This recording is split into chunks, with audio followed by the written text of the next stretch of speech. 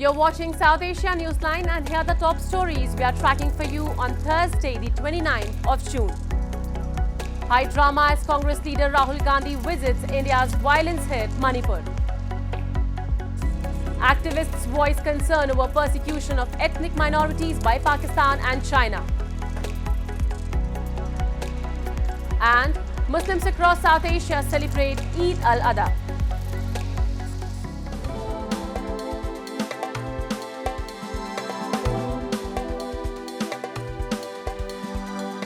And now for all the details. A war of words triggered between India's main opposition Congress party and the ruling BJP on Thursday after Congress leader Rahul Gandhi was stopped in violence-hit Manipur's Bishnupur district. Rahul Gandhi, who is on a two-day visit to the northeastern state, was stopped by security officials while he was on his way to Churachandpur to meet the victims of the violence. Accusing the BJP of using autocratic methods to disrupt the visit, Congress said the stalling of the convoy is unacceptable and shatters all constitutional and democratic norms. Hitting back, the BJP said Rahul Gandhi's visit is not born out of concern for people but has a selfish political agenda.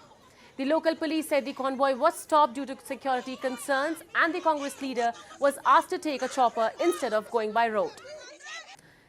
India's Foreign Minister S. Jaishankar on Wednesday slammed Pakistan for cross-border terrorism and said India cannot have normal relationship with Islamabad until they stop sponsoring terror outfits. Addressing an event in New Delhi, Jaishankar said it is not in India's interest when a country allows terrorism to happen by night and wants trade by day. He also blamed Pakistan for SAARC inactivity in recent years and said India cannot have any SAARC meeting until one member continues to engage in acts of terrorism. We have not had meetings because you have a member of SAARC who doesn't conform to all the basic requirements of what a good member should be. And that is today an obstacle really for SAARC to meet. As I said, we cannot continue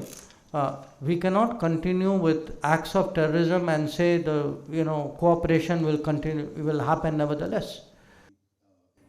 Talking about ties with China, the foreign minister said the state of border continues to remain abnormal due to non-adherence of agreements by Beijing. But at the end of the day, any relationship has to be based on a high degree of mutuality.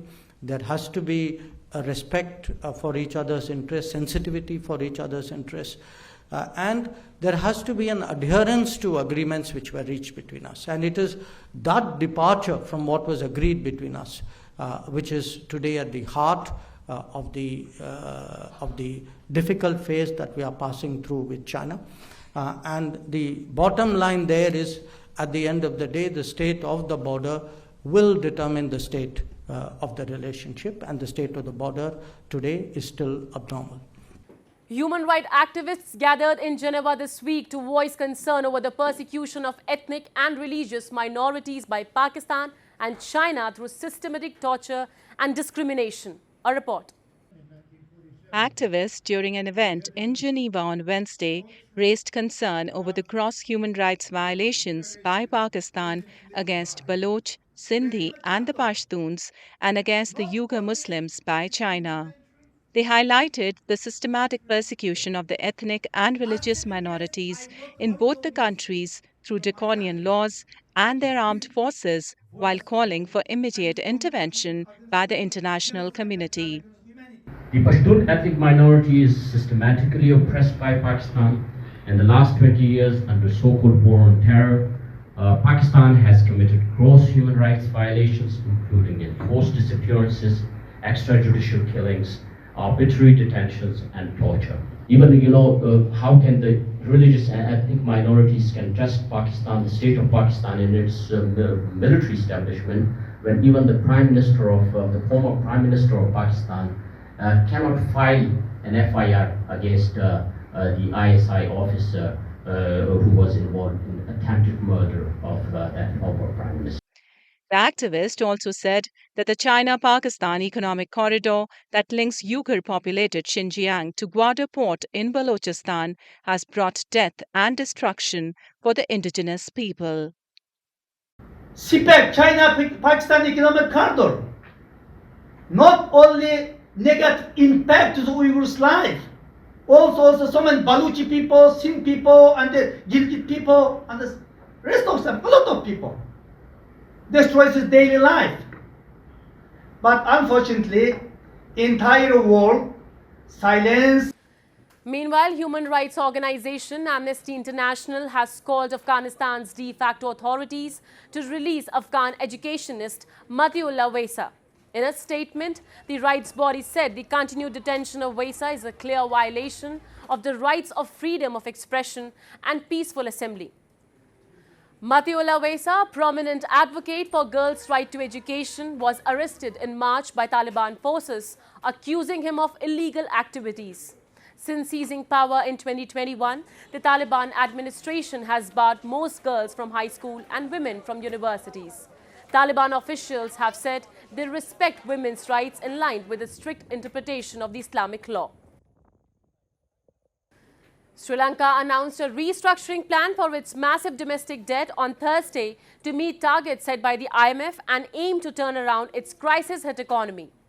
The island nation is asking foreign investors in its international sovereign bonds to take a 30% haircut and is seeking similar concessions from holders of its other dollar-denominated bonds, its central bank governor said. Meanwhile, on Thursday, the World Bank also approved $700 million in budgetary and welfare support for Sri Lanka.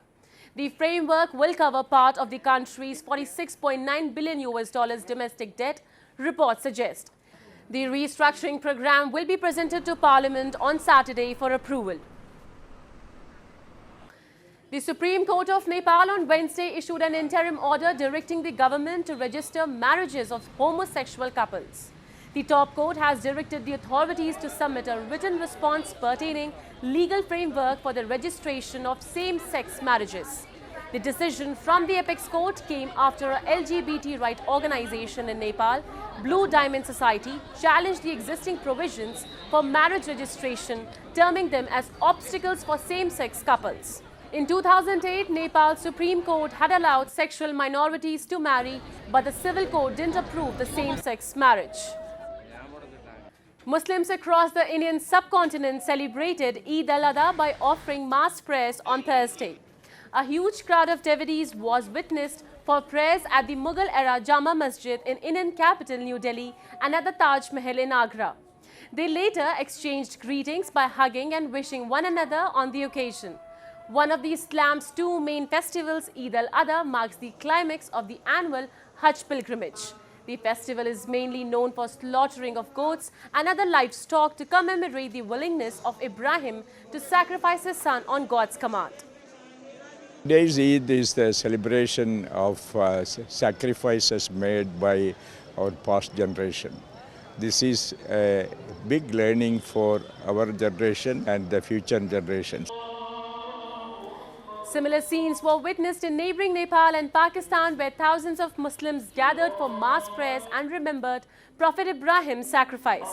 On the festival of sacrifice, the meat of sacrificial animals is traditionally distributed to the needy and the remainder is for the family and friends.